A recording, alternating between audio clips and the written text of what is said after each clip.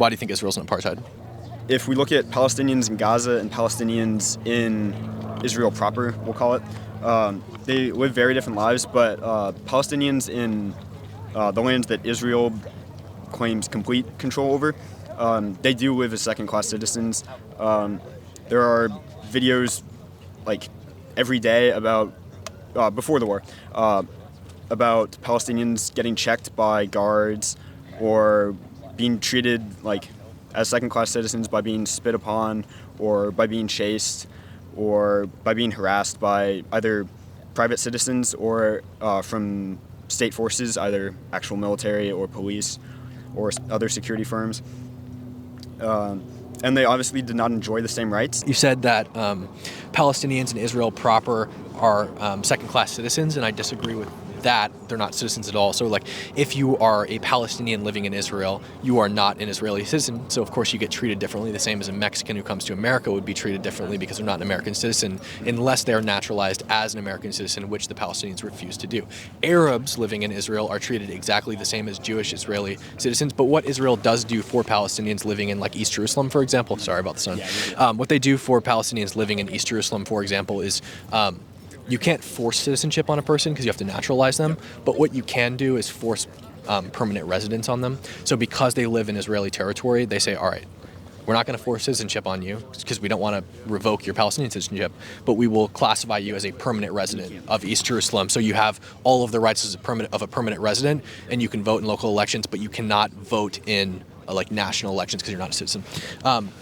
So you talked about how these Palestinians get checked by police and checked by security, and they do. Palestinians living in the West Bank or East Jerusalem get checked by security because they are not nationals of the country that is checking them or the territory that they're entering into. And I think that speaks to the fact that Palestinians are actually allowed to travel between East Jerusalem, the West Bank, and Israel. A lot of them have working visas. They do a lot of low-skilled labor within Israel, and they're allowed to do that. Gaza had the same deal before October 7th. We actually found out that a lot of the Gazans who were providing low-skilled labor to the kibbutzim in southern Israel were actually spying on them and providing intel to Hamas, which is why they were able to carry out the October 7th terrorist attack. But of course, these people are treated different. It's like going through, if you're traveling to another country in the airport, you have to go through that country's customs when you go in the airport. Same with Palestinians. But Arabs who are Israeli citizens are not treated that. They're not like screened any more than like a Jewish Israeli who's moving about the country. They're not treated any different. They have the same rights. They can vote in elections. They can go wherever they want, do whatever they want, be a part of whatever they want, et cetera, et cetera. In terms of politics, as long as they get voted, you know what I'm saying? There are roughly a dozen Arab members of the Israeli Knesset. There's an Israeli Arab Supreme Court Justice, Khalid Kabab. Also an Arab Israeli Supreme Court Justice, George Kara, sentenced Moshe Katsav, an Israeli president, to prison for sexual assault. I don't think that would ever happen in apartheid South Africa, and I know we've kind of drawn a distinguishing line between apartheid South Africa and what's happening in Israel. They are treating people that are not like full practicing Jews as people that are different from them and people that are below them, especially in a lot of the language they use when they describe them, especially in the Knesset, and by Netanyahu himself, especially when he goes overseas. And even to a certain extent, non-fully Orthodox Jews do face a different lifestyle compared to Orthodox Jews, right? If we look at in the outbreak of the war, initially it was Orthodox Jews did not have to serve in the IDF for their dwindling numbers that they had to replenish either due to injury or combat or people that just did not agree with the war. And then after they started having a tougher time, which obviously they still have complete dominance, air dominance, land dominance, sea dominance over the West Bank and Gaza, they changed that rule and required Orthodox members to not join, but have to start joining the reserves. And there was a lot of protests against that. Some of them got up to the Knesset, and it became a big issue. I did not follow that entirely, so I don't quite know how it resolved, but it is something to note. I disagree with that. I don't think they're prioritized. I think that they were given a sort of religious exception in the same way that the United States might provide religious exceptions to certain people. Like if you have a dress code at a school and it says no hats, obviously you're going to allow people to wear a burqa or whatever it might be related to their religion or their culture or whatever. You make that exception. I think it was the same with not drafting Orthodox Israelis because they had their Sabbath and whatever else. But do you know who else isn't drafted into the Israeli military? the Palestinians? Arabs and Muslims. Yeah, they're not drafted into the Israeli military, even if they're citizens of Israel. So full-fledged Arab Muslim citizens of Israel are not drafted into the military because they acknowledge that a lot of their wars are against other Arabs and other Muslims, and those are their neighbors that want to kill them. And Muslims and Arabs might not want to fight against people who look like them and maybe think like them. Yeah, could even be related to. Yeah, exactly. So they don't draft Muslims. And on top of that, I would also argue that Israel was a secular project. So it's a little more religious now than it used to be. But in 1948, and especially with like Theodor Herzl in the mid-1850s, it was a secular project. There was this idea of a new Jew because there were so many pogroms in Europe where Jewish people were just slaughtered and they didn't do anything about it because of their religious views and they were pacifists. And so a poet called Balik created this idea of a new Jew, that they would rise up past their orthodox religious beliefs and put their foot in the ground and dig their heels in and stand up for themselves. And that's the idea, and that's the spirit that Israel was founded upon, was this secular Jew who wasn't a pacifist, who could stand on his own 2 feet, defend himself, and not watch his wife get raped by people who didn't like him. So for that reason, I would disagree that there's like an immense prioritization of Orthodox Jews, because a lot of people in Israel aren't Orthodox. And this created a problem when Jews first started moving in the 1850s to Israel, where the old Yishuv, which consisted mostly of Spanish Jews who had moved there during the Spanish Inquisition when they were exiled from Spain, they were very religious, and they lived in Hebron, a lot of them. And they didn't agree with the new Yishuv at all, which was secular.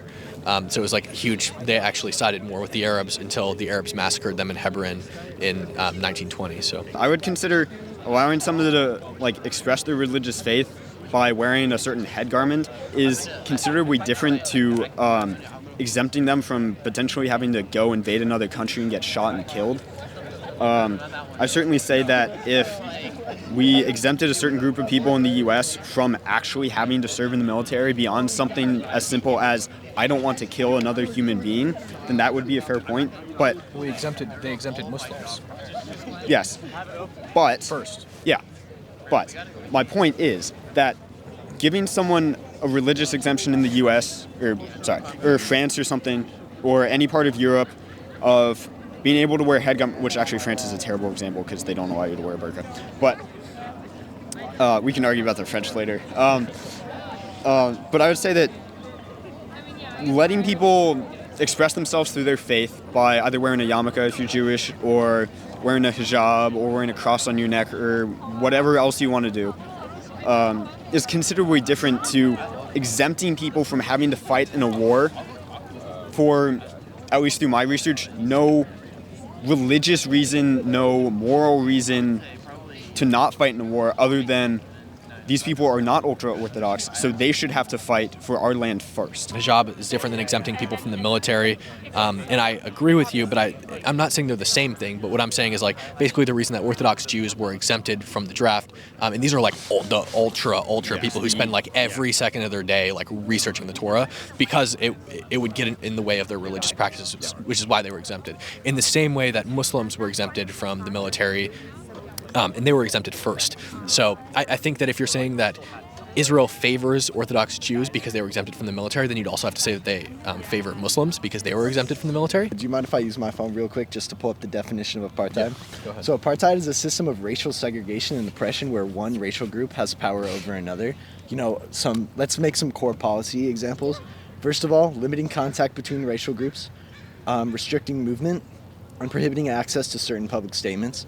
In Israel, apartheid is being practiced against Palestinians who are not allowed to move between different areas. Surely there are Israeli Palestinians, there are Palestinian citizens of Israel, but that doesn't necessarily prove that Israel's not engaging in apartheid, because, classic apartheid state, South Africa, there were black people who were citizens, there were mixed race people who were called colored in South Africa who were citizens, but it's commonly recognized that South Africa was practicing apartheid. Okay, perfect. Ready for me to respond? Yeah, for sure, dude. Okay. So I agree with you that apartheid is going to be a system of government in which people are racially segregated, and there is two tiers of citizens, one of a certain racial group and one of another. But I think that apartheid is much more than that. South Africa wasn't just called apartheid. The South African government called their system of government apartheid. That's where the word comes from.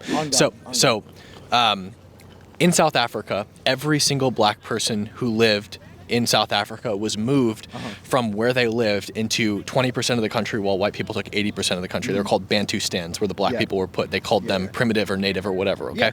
So, with that being said, I think that you also have to consider the cultural aspects of South Africa during apartheid when laying out a definition for apartheid. I think it's going to have to be at least somewhat similar to apartheid South Africa, with the obvious like racial segregation and stuff like that. Okay, so you said that there is restricted movement in Israel, that Palestinians aren't allowed to drive on certain roads and not allowed to go certain places.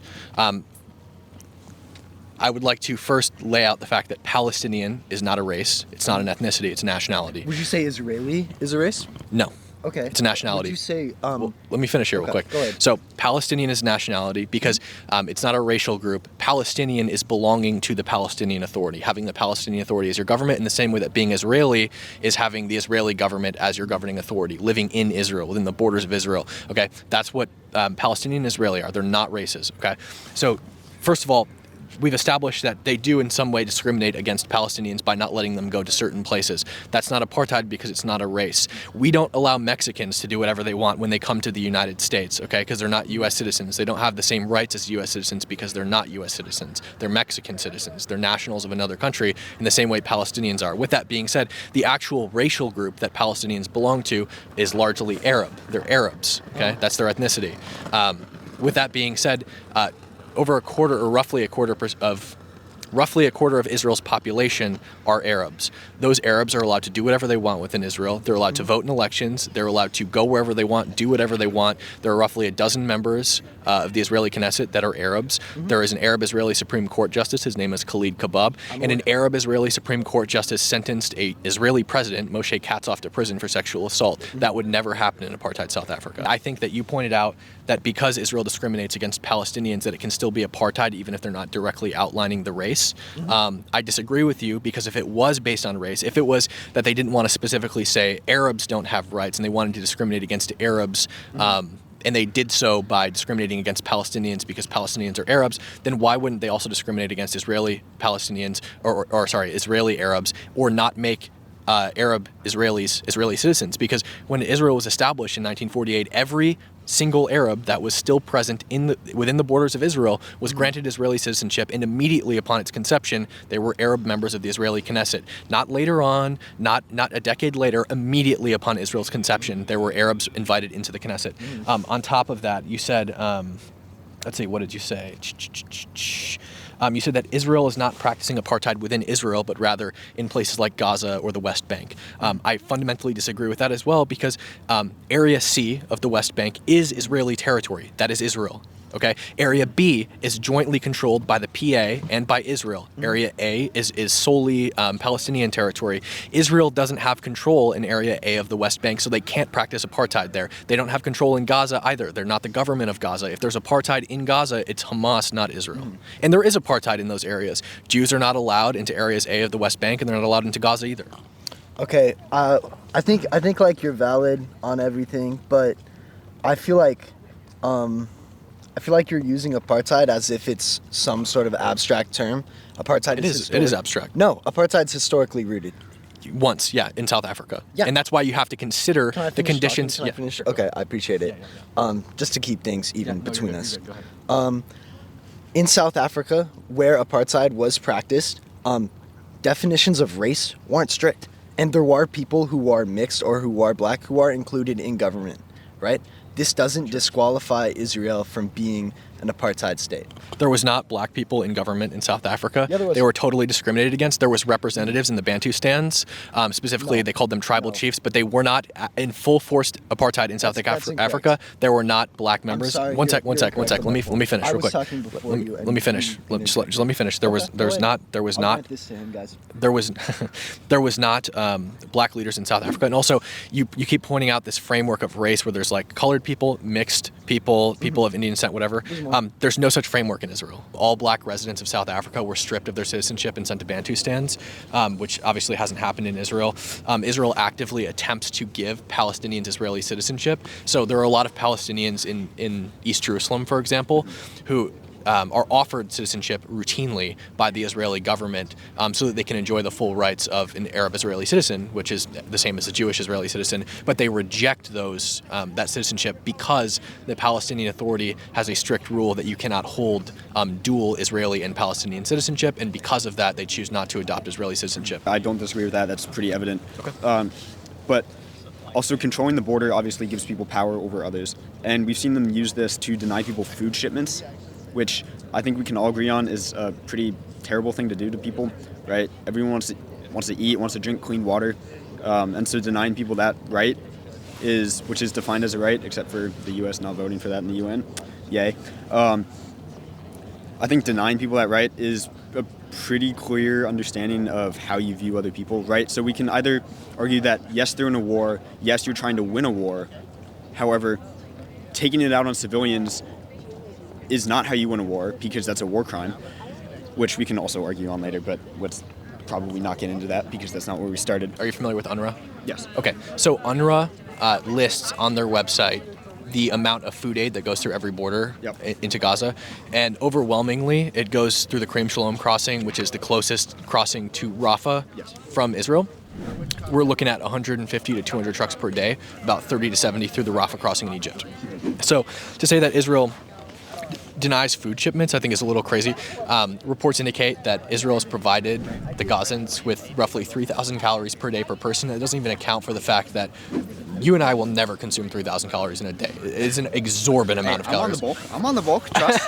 You know, I'm trying. In all reality, it is an insane amount of food, and that doesn't account for the fact that high 40% of the population are children, people under the age of 18, that aren't consuming even 1,500 calories a day, probably somewhere more like 750. Well, I mean, can I respond to that a little bit? Yeah, sure. Yeah, I mean, like, younger people, when they're growing, they do eat considerably more. I know that when I was growing, I was eating... Well, maybe if you're like an upper age teenager. Yes, but I understand your point that the majority of people are not consuming 3,000 calories a day. Yeah, exactly.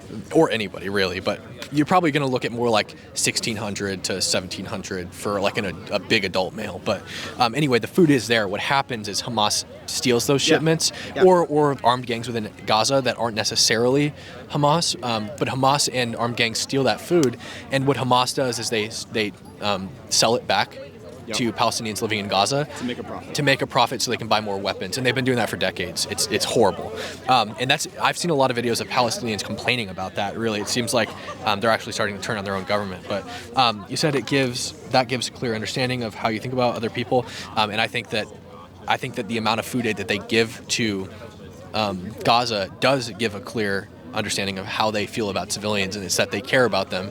Because in reality, I don't think that Israel has any obligation to give them any food. And this idea of sieging a place, like surrounding it, fencing it up, blocking it in, not giving it resources, is not something that in this grand scheme of this conflict started with Israel.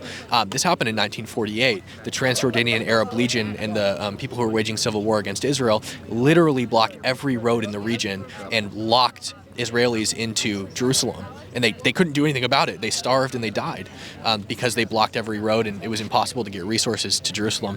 And eventually they took Jerusalem. Area A is, although not legally, it is under military occupation if you consider that the PA is bounded by the agreements it has towards Israel. Israel has superior military force. It has military forces stationed in the West Bank. I also think your point about Arabs being allowed into the Knesset right after the conception of Israel, I think you have to consider the fact of the Nakba, and that in 1948, millions of Palestinians were driven out of their homes by military force. I think we agree on most things. I think we have most of our facts straight. I would say for us, it's a term disagreement. I think I would use the word apartheid to describe Israel because it's useful. I don't think apartheid in Israel is necessarily strictly aligned with what happened in South Africa, but I think it's a useful term to distinguish what's happening there from a normal liberal democracy. So I don't know if there's much more that we can really say to disagree about this, because I mean we have intuitive disagreements over whether the word itself is useful. Okay. I have a couple things to respond to, Yeah, and then go I ahead. have a question for you. Okay. You said that Area A is under military occupation because Israel is their neighbor and they're militarily superior and they're bound by agreements made during Oslo. Not just that. No, I would say they, if you look at the situation they're in, if Palestinians in Area A wanted to solidify civil and military control, for example, and if they wanted to protest illegal Israeli occupation, which is illegal by international law for the Israelis to occupy Area C, although they do continue to occupy it, is illegal under international law. Pretty much every nation besides the United States voted on this in the United Nations. If the Palestinians were to want to change their situation, they would be unable to, because the PA is not a nation state in the way that Israel is. The PA is a semi-state. Yeah, It's not I a agree with full you. state. Yeah. So my pushback on that would be, Mexico is not occupied by the United States because we neighbor them and are militarily superior. And I understand there's more to your argument. I'm going to address that as well. You can't fault the Palestinian people for an agreement that they agreed to, first of all, and then secondly, they are a semi-state for the reason that Oslo and Oslo II had the intention of establishing a full-fledged Palestinian state in the West Bank, but then the agreement was breached by Yasser Arafat, who went and negotiated at Camp David with Jimmy Carter, the Prime Minister of Israel, Right. and Yasser Arafat himself didn't like what was being told, even though he was given everything he wanted, and then he went home, bombed Israel, and launched the Second Intifada. Well, I think that's sort of misconstruing of how the Second Intifada started. The Second Intifada started because of what happened on the Temple Mount. It wasn't Yasser Arafat making the indiscriminate decision to just start bombing Israelis. It was the Israeli government's decision to violate sacred Muslim property. It was just after the Camp David discussions, and Yasser Arafat himself ordered the Second Intifada to start. His wife, Suha, said that on Dubai national television, and she said it in a couple other papers, that her husband specifically ordered Hamas to carry out the Second Intifada, and there are also Hamas leaders who say the same thing. And on top of that, regardless, it's a breach of the agreement. I think Israel's done a fantastic job of protecting the rights of Muslims who want to practice on the Temple Mount. For example, right now in Israel, Jews aren't even allowed on the Temple Mount. They have to pray on the Western Wall, and it's their Temple Mount. They own it, but they still allow Muslims to practice on the Temple Mount and don't allow Jews to, despite the fact that they're the Jewish state. Civilian casualties don't need to be this high, especially for people under the age of 6, under the age of 18, people that are women, people that are pregnant, people that are doctors or UN workers, right? If you take out the people that have no fighting ability, on top of taking out the people that do have fighting ability, then you can't argue that you've either the high ground or that you're taking out a government. As far as civilian casualties go, I would actually argue that this war has had an extreme minimal civilian casualty rate. There's about 40,000 people have been killed. If we put this in the frame of reference of modern armed conflicts, I think this is a phenomenal example of reduction of civilian casualties. Look at Russia and Ukraine, for example. When Russia invaded Ukraine, they killed 25,000 people in the first 30 days of the invasion. And that was just in Mariupol. That's a city of 400,000 people. Whereas Gaza has 2 million people and the population is more densely packed. And they've only managed to kill 40,000 people in over a year now, which is insane. Israel takes extreme measures for reducing civilian casualties, even if it detriments them and harms them. Like, for example, roof knocking, which is where they drop small munitions on the roofs of buildings before they bomb them to warn civilians to get out. They send out mass phone calls, they send out mass text messages, and they drop leaflets. All things that not only warn civilians to get out of the area if they're going to bomb them, but also warn the terrorists so they can also escape, which sucks for Israel. And they also give evacuation orders. So obviously you're not bound to an evacuation order. So if Israel tells you like evacuate, it's not like you're going to go to you're not going to go to jail if you don't evacuate, but they're just saying like, hey, we're going to bomb this, please just get out. We don't want you to die, get out. So it's a warning that reduces civilian casualties. The only problem is that when civilians move, Hamas moves with them, and then they have to move again, which sucks. But so I think that's the crux of it. Like look at World War II, for example. In Berlin, we killed 400,000 people just in Berlin, which is insane. It was a bit of a different, like, Yeah. if But when you campaign, we were simply bombing the fuck out of them because they were Nazis, and but not we the didn't people. have a We were killing direct civilians. target. Yes, I'm not standing here saying that what we did in World War II was right. Well, actually, it was, because Nazis are bad. Let me get that clear. Nazis suck.